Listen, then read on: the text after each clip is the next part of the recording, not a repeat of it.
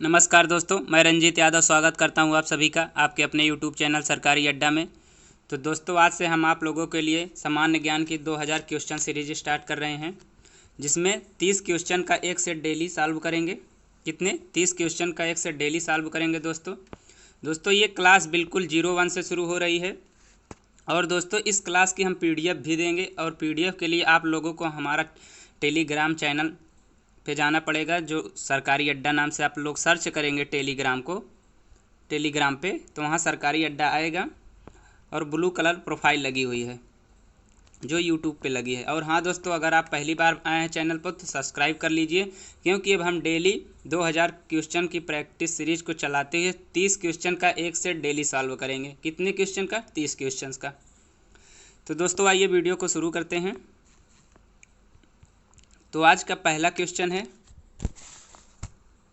दोस्तों, हम one liner question इसलिए रखे हैं क्योंकि इस वन लाइनर में थोड़ा समय भी कम लगेगा, और इसमें आप लोगों को और अलग एक्स्ट्रा पॉइंट भी बताते चलेंगे। तो दोस्तों, आज का पहला क्वेश्चन है, वर्तमान में किस स्थान को सफ़ेद पानी के नाम से जाना जाता है? दोस्तों, क्वेश्चन कह रहा है वर्तमान में किस स्थान को सफ़ेद पानी के नाम से जाना जाता है। तो दोस्तों, सियाचिन ग्लेशियर को जो है वर्तमान में सफ़ेद पानी के नाम से जाना जाता है। किसे? सियाचिन ग्लेशियर को। ध्यान में रखना आप लोगों को, सफ़ेद पानी के नाम से सियाचिन ग्लेशियर को जाना जाता है। ओके, अगले क्वेश्चन पे चलें। अगला क्वेश्चन है, भारत का सुदूरस्थ दक्षिणी बिंदु है, यानी कि दोस्तों भारत का जो सुदूरस्थ दक्षिणी बिंदु है वो कौन सा है? वो दोस्तों इंदिरा पॉइंट है। कौन सा है? इंदिरा पॉइंट है।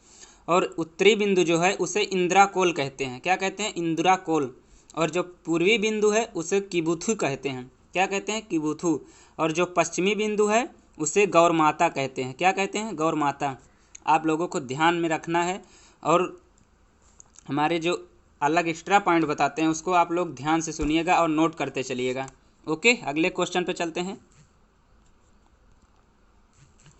अगला क्वेश्चन है, किस देश की भारत के साथ लंबी स्थलीय सीमा है? यानी कि किस देश की जो है स्थलीय सीमा भारत के साथ लंबी है? तो बांग्लादेश की जो भारत के साथ सबसे लंबी स्थलीय सीमा लगती है, जो कि 4096 किलोमीटर। कितनी है? 4096 किलोमीटर है। ओके, आगे चलें। और दोस्तों, भारत की जो सीमा है इस 7 देशों से लगती है। कितने देशों से लगती है? 7 देशों से। कौन कौन? बांग्लादेश, चाइना हो गया, नेपाल हो गया, म्यांमार हो गया, भूटान हो गया, अफ़गानिस्तान हो गया। इन 7 देशों से भारत की सीमा लगती है, और सबसे लंबी सीमा जो है बांग्लादेश से लगती है। ओके, नेक्स्ट क्वेश्चन पे चलते हैं। नेक्स्ट क्वेश्चन कह रहा है, भारत के किस राज्य के पास सबसे लंबी समुद्रीय तट है? दोस्तों, क्वेश्चन कह रहा है भारत के किस राज्य के पास सबसे लंबी समुद्रीय तट है? किस राज्य के पास सबसे लंबी समुद्री तट है? तो ये गुजरात राज्य के पास सबसे लंबी समुद्री तट है, जो कि 1600 किलोमीटर का है। कितने? 1600 किलोमीटर का। और सबसे छोटा जो है, यानी सबसे छोटी, वो गोवा के पास है। कितना? किसके पास? गोवा के पास। ओके, नेक्स्ट क्वेश्चन पे चलें।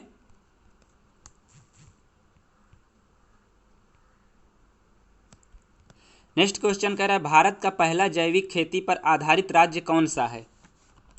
दोस्तों, कह रहा है क्वेश्चन, भारत का पहला जैविक खेती पर आधारित राज्य कौन सा है?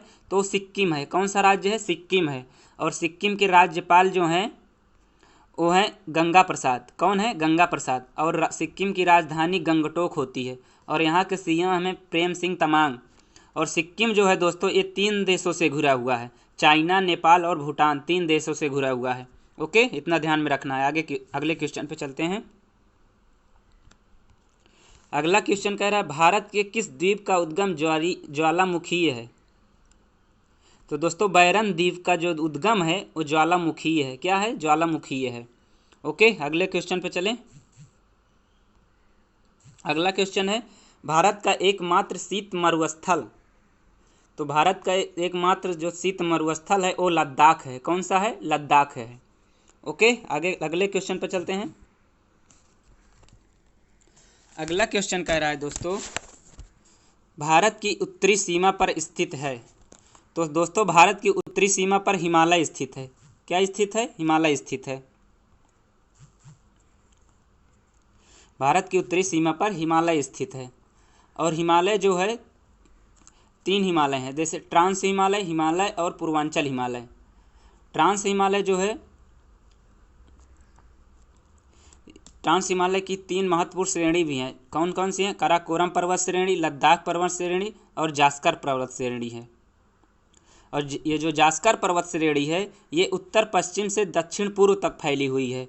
और लद्दाख श्रेणी को दोस्तों ठंडा मरुस्थल भी कहा जाता है, और ये उत्तर पश्चिम से दक्षिण पूर्व तक ये भी फैली हुई है। और काराकोरम पर्वत श्रेणी दोस्तों ये कैलाश पर्वत के नाम से जानी जाती है चीन में। कहाँ? चीन में कैलाश पर्वत के नाम से जानी जाती है। और दोस्तों काराकोरम पर्वत श्रेणी की जो सबसे ऊंची चोटी है वो केटू गाडविन अस्टीन है, जो कि 8616 मीटर है। कितनी है? 8616 मीटर है। और ये केटू गाडविन अस्टीन है जो दोस्तों ये भारत की सबसे ऊंची चोटी है। क्या है? भारत की सबसे ऊंची चोटी। और भारत का सबसे बड़ा ग्लेशियर सियाचिन ग्लेशियर जो है इसी पे स्थित है। कहाँ? ये हमारे काराकोरम पर्वत श्रेणी पर। तो दोस्तों अगले क्वेश्चन पे चलते हैं। अगला क्वेश्चन है हमारा 9वां क्वेश्चन है। हिमालय की एक श्रेणी अराकानियोमा कहाँ स्थित है? तो जो हिमालय की अराकानियोमा श्रेणी है दोस्तों ये वहाँ स्थित है। कहाँ स्थित है? म्यांमार में स्थित है। अगले क्वेश्चन पे चलें। 10वां क्वेश्चन है। 10वां क्वेश्चन कह रहा है पूर्वी घाट एवं पश्चिमी घाट पर्वत श्रेणियों का सम्मिलन स्थल, यानी कि पूर्वी घाट और पश्चिमी घाट की पर्वत श्रेणियाँ कहाँ मिलती हैं? तो दोस्तों ये नीलगिरी पहाड़ी पर मिलती हैं। कहाँ मिलती हैं? नीलगिरी पहाड़ी पर मिलती हैं। ओके, अगले क्वेश्चन पर चलते हैं। अगला क्वेश्चन कह रहा है लिखित संविधान का प्रारंभ किस देश ने किया? तो दोस्तों लिखित संविधान का प्रारंभ जो है ये अमेरिका ने किया था। किस देश ने किया था? अमेरिका ने किया था। और हम अपने संविधान की बात करें तो हमारे संविधान में 22 भाग और 395 अनुच्छेद हैं। कितने? और 12 अनुसूचियां हैं। दोस्तों अगले क्वेश्चन पर चलते हैं। अगला क्वेश्चन कह रहा है कौन सी नदी का उद्गम भारतीय क्षेत्र में नहीं है? तो दोस्तों जो हमारी ब्रह्मपुत्र नदी है इसका उद्गम जो है वो भारत में नहीं है, यानी भारत के बाहर है। ऐसे भी क्वेश्चन पूछ सकता है कि किसका उद्गम भारत के बाहर है, तो याद रखना है आप लोगों को ब्रह्मपुत्र नदी का। ओके, अगले क्वेश्चन पे चलते हैं। अगला क्वेश्चन कह रहा है नागा, खासी और गारो पहाड़ियाँ स्थित हैं। दोस्तों नागा, खासी और गारो पहाड़ियाँ कहाँ स्थित हैं? तो ये पूर्वांचल पर्वतमाला में स्थित हैं। कहाँ? पूर्वांचल पर्वतमाला में स्थित है, जो कि मेघालय राज्य में है। पूर्वांचल पर्वतमाला दोस्तों ये मेघालय राज्य में है। कहाँ है? मेघालय राज्य में है। ओके, अगले क्वेश्चन पे चलें। अगले क्वेश्चन कह रहा है सबरीमाला किस राज्य में है? दोस्तों ये सबरीमाला एक मंदिर है और ये केरल राज्य में है। कहाँ है? केरल राज्य में है। ध्यान रखना है कि सबरीमाला एक मंदिर है और ये केरल राज्य में है। अगले क्वेश्चन पर चलते हैं। अगला क्वेश्चन है भारतीय संविधान सभा की स्थापना कब हुई थी? तो दोस्तों भारतीय संविधान सभा की स्थापना जो है ये 9 दिसंबर 1946 को हुई थी। कब हुई थी? 9 दिसंबर 1946 को। ओके, अगले क्वेश्चन पर चलते हैं। अगला क्वेश्चन कह रहा है भारतीय संविधान सभा ने भारतीय राष्ट्रीय ध्वज की रूपरेखा को अंगीकार किया, यानी कि कब अंगीकार किया राष्ट्रीय ध्वज को? तो दोस्तों ये 22 जुलाई 1947 को भारतीय राष्ट्रीय ध्वज की रूपरेखा को अंगीकार किया गया। और इसको रूपरेखा को जो तैयार किए थे वो पिंगाली वेंकैया ने 3:2 में तैयार किया था। किस अनुपात में? पूछा जाता है किस अनुपात में भारतीय राष्ट्रीय ध्वज है, तो 3:2 में। किसने तैयार किया इसकी रूपरेखा को? तो ये पिंगाली वेंकैया ने तैयार किया था। और दोस्तों ये जो हमारा राष्ट्रीय ध्वज है इसको पंडित जवाहरलाल नेहरू ने प्रथम बार 31 दिसंबर 1929 को रावी नदी के तट पर लहराया था। कहाँ? पंडित जवाहरलाल नेहरू ने 31 दिसंबर 1929 को रावी नदी के तट पर पंडित जवाहरलाल नेहरू ने पहली बार अपने झंडे को, राष्ट्रीय ध्वज तिरंगे को लहराया था। और दोस्तों इसमें जो भगवा रंग है यानी कि केसरिया रंग जो है परित्याग को मतलब परित्याग को बताता है। जो सफ़ेद रंग वो सत्य की पथ को बताता है, और हरा रंग जो है वो पृथ्वी और प्रकृति को बताता है। ओके, अगले क्वेश्चन पे चलें। अगला क्वेश्चन है संविधान सभा के संवैधानिक सलाहकार कौन थे? तो दोस्तों संविधान सभा के संवैधानिक सलाहकार जो थे वो बी एन राव थे। कौन थे? बी एन राव थे। अगले क्वेश्चन पे चलते हैं। अगला क्वेश्चन है सिंध नदी का उद्गम कहाँ से होता है? तो दोस्तों सिंध नदी का उद्गम जो है ये हिमालय पर्वत श्रृंखला से होता है। और दोस्तों सिंध नदी का जो जल विवाद चल रहा था इसका समझौता विश्व बैंक ने करवाया। किसने करवाया था? विश्व बैंक ने करवाया था। ओके, अगले क्वेश्चन पे चलते हैं। अगला क्वेश्चन है गुवाहाटी किस नदी के किनारे है? यानी कि गुवाहाटी जो है वो किस नदी के किनारे स्थित है? तो वो ब्रह्मपुत्र नदी के किनारे स्थित है। कहाँ? ब्रह्मपुत्र नदी के किनारे। दोस्तों ये गुवाहाटी जो है ये असम का बड़ा नगर है। असम का सबसे बड़ा नगर गुवाहाटी है। और इसके यहाँ के सीएम जो हैं वो सर्बानंद सोनोवाल हैं। कौन है? सर्बानंद सोनोवाला। और दोस्तों यहाँ के राज्यपाल जो हैं वो जगदीश मुखी हैं। कौन? जगदीश मुखी हैं। ओके, अगले क्वेश्चन पर चलते हैं। अगला यानी 20वां क्वेश्चन कह रहा है हमारा राष्ट्रगान पहली बार कब और कहाँ गाया गया? तो दोस्तों हमारा राष्ट्रगान जो है वो 27 दिसंबर 1911 को कोलकाता में गाया गया। कहाँ? कोलकाता में। और राष्ट्रगान के जो रचयिता हैं वो रविंद्रनाथ टैगोर जी हैं। और इसकी रचना संस्कृत भाषा और बांग्ला में की गई है। संस्कृत भाषा बांग्ला में की गई है। ओके, और दोस्तों ये 52 सेकंड में गाया जाता है। कितने? 52 सेकंड में गाया जाता है। और दोस्तों इसका उर्दू में अनुवाद आबिद अली ने सुबह सुख चैन के नाम से किया था। किसने किया था? उर्दू में अनुवाद आबिद अली ने सुबह सुख चैन के नाम से किया था। दोस्तों विश्व का प्राचीनतम राष्ट्रीय गान अपनाने वाला देश जो है वो नीदरलैंड है। कौन है? नीदरलैंड। और दोस्तों ये तत्वबोधिनी पत्रिका जो आई थी उसी में पहली बार राष्ट्रगान प्रकाशित हुआ था। अगले क्वेश्चन पे चलते हैं। अगला क्वेश्चन है हमारा 21वां क्वेश्चन। प्रस्तावना के अनुसार परम शक्ति किसके हाथों में होती है? तो दोस्तों प्रस्तावना के अनुसार परम शक्ति जो है वो जनता के हाथों में होती है। किसके हाथों में? जनता के हाथों में। ओके, अगले क्वेश्चन पर चलते हैं। अगला क्वेश्चन कह रहा है क्वेश्चन है कि गंगा को राष्ट्रीय नदी का दर्जा कब मिला? तो दोस्तों गंगा को राष्ट्रीय नदी का दर्जा 2009 और 10 में मिला। कब मिला? 2009-10 में मिला था। ओके, और दोस्तों ये गंगा नदी है ये गोमुख यानी कि ये गंगोत्री ग्लेशियर से निकलती है। कहाँ? गंगोत्री ग्लेशियर से निकलती है। गोमुख के गंगोत्री ग्लेशियर से निकलती है। अगले क्वेश्चन पे चलते हैं।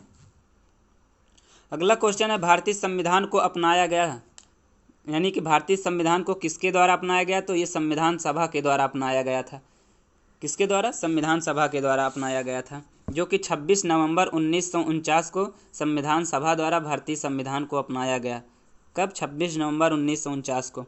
ओके, इतना याद रखना है। अगले क्वेश्चन पे चलते हैं। अगला क्वेश्चन कह रहा है बृहद हिमालय का दूसरा नाम क्या है? बृहद हिमालय का दूसरा नाम क्या है? तो दोस्तों बृहद हिमालय यानी कि ग्रेटर हिमालय इसे भी कहते हैं। इसका नाम है हिमाद्री। क्या नाम है? हिमाद्री। ध्यान में रखना है आप लोगों को। अगले क्वेश्चन पर चलते हैं।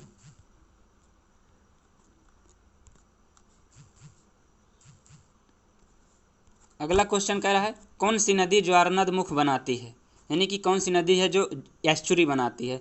तो दोस्तों नर्मदा नदी है जो एस्चुरी बनाती है। इसका उपनाम है दोस्तों रेवा। क्या नाम है? इसका उपनाम रेवा है। और इसकी लंबाई जो है दोस्तों 1312।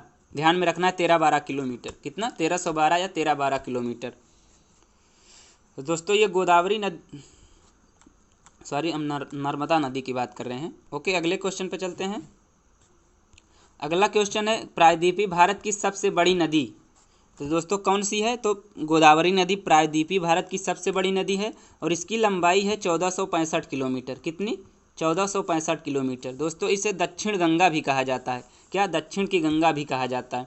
दोस्तों यह भारत की दूसरी सबसे बड़ी नदी है। और इसे बृहद गंगा भी कहा जाता है। गोदावरी को बृहद गंगा कहा जाता है, दक्षिण की गंगा कहा जाता है, भारत की दूसरी सबसे बड़ी नदी है। ओके, अगले क्वेश्चन पे चलते हैं।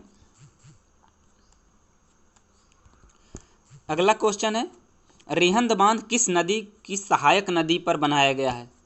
दोस्तों क्वेश्चन पूछ रहा है कैसे, देखिए, रिहंद बांध किस नदी की सहायक नदी पर बनाया गया है? तो दोस्तों ये रिहंद नदी जो है, रिहंद बांध जो है वो रिहंद नदी की सहायक नदी पर बनाया गया है, और इसकी सहायक जो नदी है वो सोन नदी है। कौन सा है? सोन नदी है। और रिहंद बांध को गोविंद बल्लभ पंत झील भी कहा जाता है। क्या कहा जाता है? गोविंद बल्लभ पंत झील भी कहा जाता है। और दोस्तों गोविंद बल्लभ पंत झील जो है ये यूपी के सोनभद्र जिले में है। कहाँ है? यूपी के सोनभद्र जिले में। ओके, अगले क्वेश्चन पे चलें। अगला क्वेश्चन है, सूरत किस नदी के किनारे स्थित है? तो दोस्तों सूरत जो है ये हमारी ताप्ती नदी के किनारे स्थित है, और ताप्ती नदी की जो लंबाई है वो 724 किलोमीटर है। कितनी है? 724 किलोमीटर है।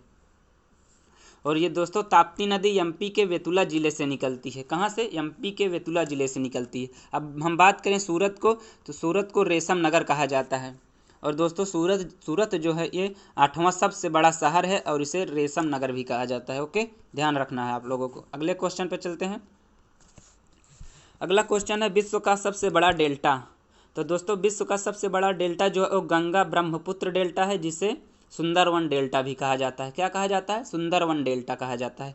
ओके, आज का लास्ट क्वेश्चन, हमने जैसा कि बोले थे कि 30 क्वेश्चन का एक सेट रखेंगे, तो आज का लास्ट क्वेश्चन है, भारतीय मरुस्थलीय की सबसे महत्वपूर्ण नदी कौन सी है? तो दोस्तों भारतीय मरुस्थलीय की एक महत्वपूर्ण सबसे नदी जो है वो लूनी नदी है, जो कि इसकी लंबाई है 500 किलोमीटर। कितना? 500 किलोमीटर। दोस्तों यह अजमेर से निकलती है। कहाँ से निकलती है? अजमेर से निकलती है। तो दोस्तों आज की वीडियो में इतना ही, मिलते हैं अगली वीडियो में। दोस्तों वीडियो जो है डेली 6 बजे अपलोड की जाती है। और दोस्तों हमारे सरकारी अड्डा यूट्यूब चैनल और टेलीग्राम चैनल को दोनों को सब्सक्राइब कर लीजिए। थैंक यू, जय हिंद।